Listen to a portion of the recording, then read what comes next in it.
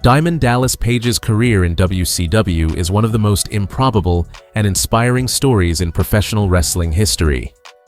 Unlike most top stars who enter the ring in their early 20s or even younger, Page didn't start wrestling until he was in his mid-30s.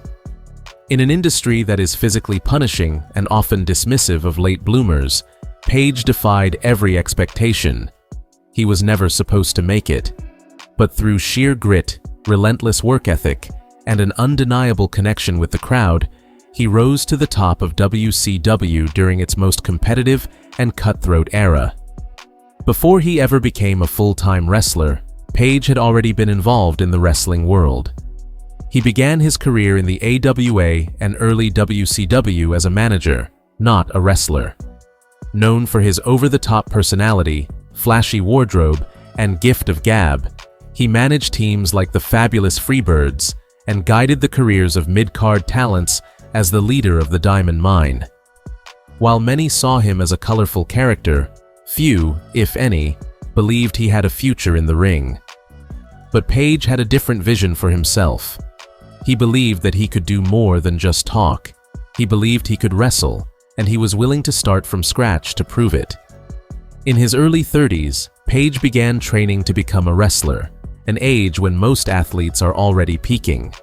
He paid his dues in the WCW power plant, taking bumps, studying tape, working on his conditioning, and doing everything he could to catch up to men who had been wrestling since high school. His early matches were awkward and heavily criticized. He was too old, too inexperienced, too slow. But Page didn't listen. He kept working. He kept improving. By the mid-90s, after years of toil and personal reinvention, DDP began to catch fire. The mid-90s were a golden era for WCW, with the rise of the New World Order turning the promotion into the biggest wrestling company in the world. Amid the chaos of the NWO's dominance, Page stood out as one of the few homegrown WCW stars who hadn't come from WWF or years of prior stardom. In 1997, he reached a career-defining moment when he was offered a chance to join the NWO. In a scene that has since become iconic, Page appeared to accept an invitation from Scott Hall and Kevin Nash, only to suddenly turn on them and deliver the diamond cutter to Hall in front of a stunned crowd. It was the moment that transformed him from a solid mid-card talent into a full-fledged main eventer. The fans erupted, and WCW had a new hero. From that moment on, Diamond Dallas Page was a top player. He feuded with major names like Randy Savage, Curt Hennig, and members of the NWO, proving in match after match that he had earned his spot at the top.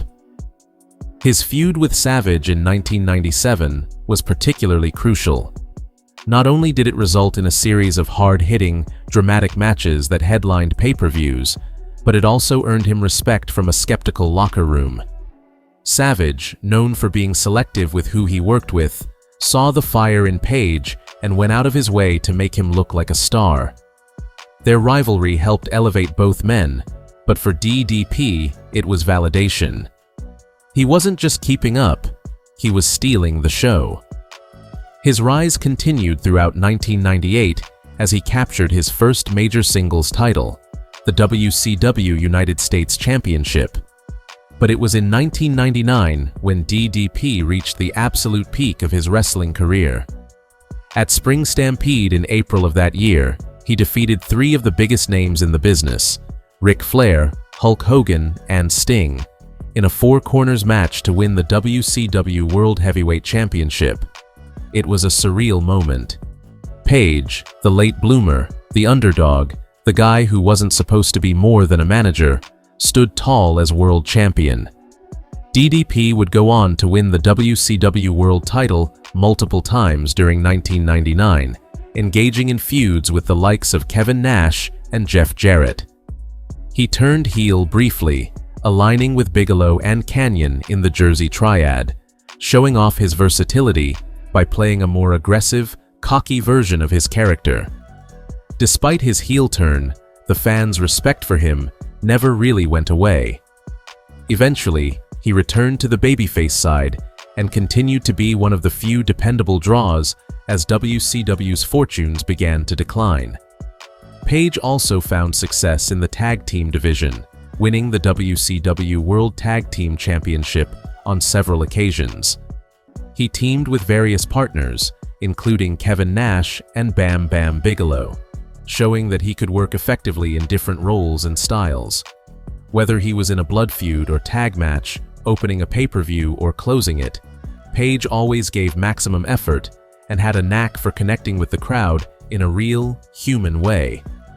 One of the reasons fans connected so deeply with DDP was because he seemed real. He didn't have a superhero gimmick or an outrageous backstory. He was a hard-working, passionate guy who got knocked down, kept getting back up, and never stopped chasing the top. His catchphrases, like "Feel the Bang" and his signature Diamond Cutter move, became embedded in WCW's culture.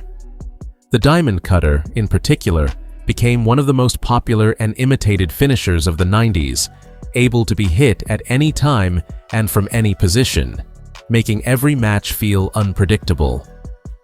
As WCW entered its final years, DDP remained one of the few constants, a reliable performer, a locker room leader, and a fan favorite, even as the company struggled creatively and financially. He had come so far from managing other wrestlers to standing among the giants as a 3-time world champion. His story wasn't about being the most naturally gifted or having the best physique. It was about perseverance. It was about passion. It was about a man who refused to quit, even when everyone told him he was too late. Diamond Dallas Page's WCW career is remembered not just for the titles he won or the matches he had, but for the way he inspired people.